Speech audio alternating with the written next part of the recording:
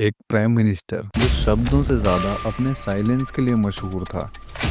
एक prime minister जिनकी honesty और सिंप्लिसिटी ने उन्हें एक एक्सीडेंटल प्राइम मिनिस्टर का टैग दिया। पॉलिटिकल पार्टीज के लिए ये एक खिलौना थे। लोग हंसते थे इन पर, कभी मनमोहन तो कभी रिमोट कंट्रोल वाले पीएम। जिसके मन में जो आया उसने वो बोला। और वही प्राइम मिनिस्टर जो भारत के इतिहास के सबसे कंट्रोवर्शियल पॉलिटिकल केसेस में से एक के बीच खड़े थे। मनमोहन सिंह एक ऐसे व्यक्ति की कहानी जो अपनी एकेडमिक्स से लेकर पॉलिटिक्स तक हम सबको इंस्पायर करते हैं, लेकिन साथ ही उनका पॉलिटिकल करियर कंट्रोवर्सी से भी घिरा रहा। आज हम समझेंगे मनमोहन सिंह की कहानी के 3 इम्पोर्टेंट चैप्टर्स, उनका बचपन, उनका करियर और उनकी प्राइम मिनिस्टरशिप की सबसे बड़ी कंट्रोवर्सी। तो बने रहिए, क्योंकि ये कहानी आपके पर्सपेक्टिव को ज़रूर बदल देगी। क्या आप जानते हैं कि मनमोहन सिंह एक गांव के सिंपल लड़के से दुनिया के एक रिस्पेक्टेड इकोनॉमिस्ट कैसे बने, और वो कौन सा एक फैसला था जो उन्हें सबसे ज्यादा क्रिटिसाइज करवाने का कारण बना? Let's find out. Early life and family.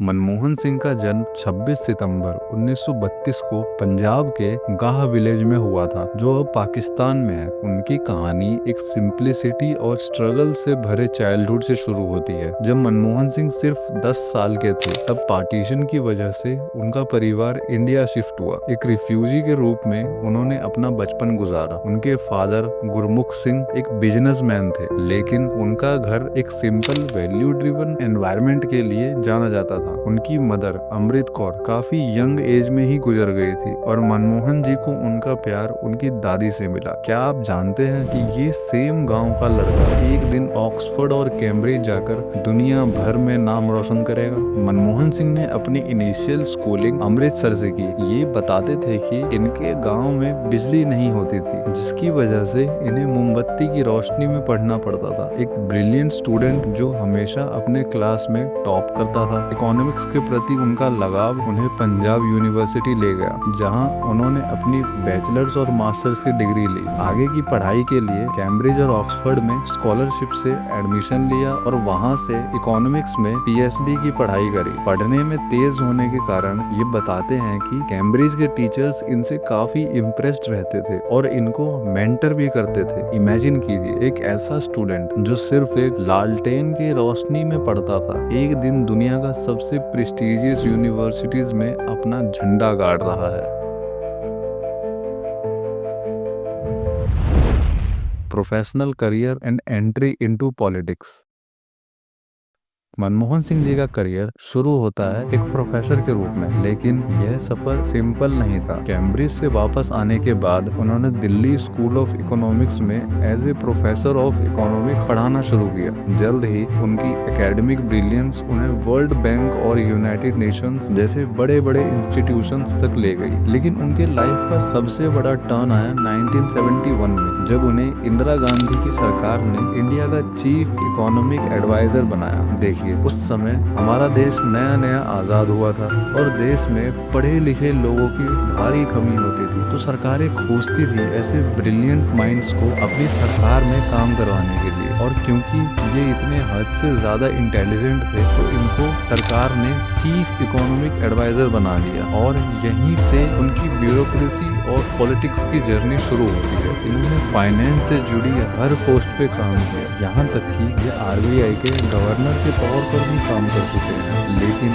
एक सवाल यहाँ उठता है, एक एकेडमिशियन और इकोनॉमिस्ट कैसे एक दिन इंडिया के प्राइम मिनिस्टर बन गए? 1991 में इंडिया एक भारी इकोनॉमिक क्राइसिस के बीच फंस गया। देखिए, हमारा देश उस समय नया नया आज़ाद हुआ था। देश में पढ़े लिखे लोगों की पॉपुलेशन ना के बराबर थी। इसलिए ताकि हमारा देश दोबारा किसी कंपनी का गुलाम ना बन जाए, हर चीज़ में सरकार की दखल बहुत ज़्यादा होती थी। अगर आप कोई फैक्ट्री खड़ी करनी है तो लाइसेंस के लिए पूरी इन्वेस्टिगेशन वगैरह होती थी, और सालों भर का समय लग जाता था, जिसकी वजह से देश की इकोनॉमिक प्रोग्रेस काफ़ी स्लो थी। और 1991 में देश के बिक जाने के हालात हो गए। तब उस समय के प्रधानमंत्री पीवी नरसिम्हा राव ने मनमोहन सिंह को फाइनेंस मिनिस्टर बनाया। उन्होंने अपने रिफॉर्म्स से पूरे देश का इकोनॉमिक लैंडस्केप बदल दिया। लिबरलाइजेशन, प्राइवेटाइजेशन और ग्लोबलाइजेशन के थ्रू लाइसेंस राज को हटाया गया, जिसकी वजह से इंटरनेशनल कंपनीज फाइनली इंडिया में आई और इन्वेस्टमेंट्स करी, फैक्ट्री सेटअप करी और फाइनली हमारी इकोनॉमी वापस से ट्रैक पे आ पाई। लोग उन्हें मॉडर्न इंडियन इकोनॉमी के आर्किटेक्ट कहते हैं, लेकिन यहीं से कंट्रोवर्सीज की भी शुरुआत होती है। Controversial political career. 2004 में सोनिया गांधी ने मनमोहन सिंह को प्राइम मिनिस्टर बनाया। एक ऐसे प्राइम मिनिस्टर जो डायरेक्टली पब्लिकली इलेक्टेड नहीं थे, लेकिन अपनी सिंप्लिसिटी और विजन के लिए जाने जाते थे। लेकिन इनकी प्राइम मिनिस्टरशिप कंट्रोवर्सी से भरी हुई थी। 2G spectrum scam. 2008 में मनमोहन सिंह की गवर्नमेंट के अंदर हुआ एक स्कैंडल जो 1.76 लाख करोड़ का था। इस स्कैंडल में टेलीकॉम स्पेक्ट्रम के लाइसेंसेस को मार्केट प्राइस के बजाय सस्ते रेट पर एलोकेट किया गया। राजा, जो उनके कैबिनेट मिनिस्टर थे, इस स्कैम के मेन एक्यूज्ड बने। लेकिन प्राइम मिनिस्टर मनमोहन सिंह की असलियत पे भी सवाल उठे। ऑपोजिशन ने कहा कि डॉक्टर मनमोहन सिंह अपने मिनिस्टर्स के काम पे काफी लैक्स थे। लोग कहते हैं, क्या एक ऑनेस्ट पीएम को अपने कैबिनेट के करप्शन के लिए जिम्मेदार माना जा सकता है? Colgate scam. 2012 का कोल ब्लॉक एलोकेशन स्कैम, जिसमें 1.8 लाख करोड़ का नुकसान बताया गया। मनमोहन सिंह के लिए ये एक और बड़ा झटका था। ओपोजिशन ने उनका डायरेक्ट रोल पॉइंट आउट किया, क्योंकि ये एलोकेशन तब हुआ जब वो खुद कोल मिनिस्ट्री हैंडल कर रहे थे। ये एक बड़े लीडरशिप फेलियर के रूप में देखा गया। क्या ये एक इंटरनेशनल डिसीजन था या उनकी सरकार के अंदर सिस्टमैटिक करप्शन का प्रमाण? अन्ना हजारेज लोकपाल मूवमेंट। अन्ना हजारे के लोकपाल बिल के डिमांड के समय पब्लिक ने करप्शन के खिलाफ अपना गुस्सा खुलकर दिखाया। जनता का भरोसा पीएम और उनकी गवर्नमेंट पे कमजोर पड़ने लगा। सरकार ने मूवमेंट को टैकल करने में जो स्ट्रेटजीज यूज की, उन्हें एंटी डेमोक्रेटिक तक कहा गया। मनमोहन सिंह की छवि एक पैसिव और हेल्पलेस लीडर की तरह समझ आने लगी। India US nuclear deal. ये डील जो 2008 में फाइनलाइज हुई, ये एक तरफ इंडिया के स्ट्रेटेजिक इंटरेस्ट्स के लिए इम्पोर्टेंट थी, लेकिन इसने मनमोहन सिंह के लीडरशिप को लेफ्ट पार्टीज और बीजेपी के ऑपोजिशन के बीच वल्नरेबल कर दिया। लेफ्ट पार्टीज ने कहा कि इस डील के थ्रू इंडिया अपनी सॉवरेनिटी को कॉम्प्रोमाइज कर रहा है। उन्होंने मनमोहन सिंह को एक वीक पॉलिटिशियन का टैग दिया, जो सोनिया गांधी के इन्फ्लुएंस में डिसीजंस लेते हैं। Economic policies during 2008 financial crisis.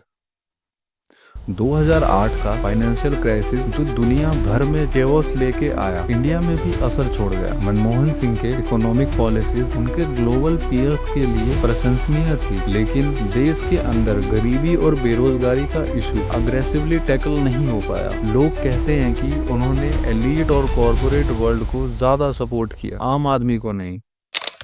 तो सवाल उठता है, क्या मनमोहन सिंह एक स्ट्रॉन्ग लीडर नहीं थे, या फिर उनको अपनी गवर्नमेंट के अंदर काफी कॉम्प्रोमाइजेस करने पड़ रहे थे? मनमोहन सिंह की कहानी एक कॉम्प्लेक्स मिक्स है। एक ऑनेस्ट और विजनरी इकोनॉमिस्ट जो अपनी सिंप्लिसिटी के लिए जाना गया, लेकिन पॉलिटिक्स के कॉम्प्लेक्स जाल में घिरा रहा। जरूरी नहीं कि जो आदमी जवाब नहीं देता वो कमजोर है, इसका मतलब ये है कि वो समझदार है। उनका साइलेंस उनका बिगेस्ट स्ट्रेंथ या उनकी सबसे बड़ी वीकनेस, ये आज भी एक डिबेट का मुद्दा है। लेकिन एक बात तो तय है, मनमोहन सिंह की कहानी हमें सिखाती है कि पॉलिटिक्स एक ऐसी जगह है जहां काफी कॉम्प्रोमाइज करने पड़ते हैं। तो आपका क्या विचार है? क्या मनमोहन सिंह भारत के एक अच्छे प्राइम मिनिस्टर थे या एक एक्सीडेंटल लीडर? कमेंट करके जरूर बताइए।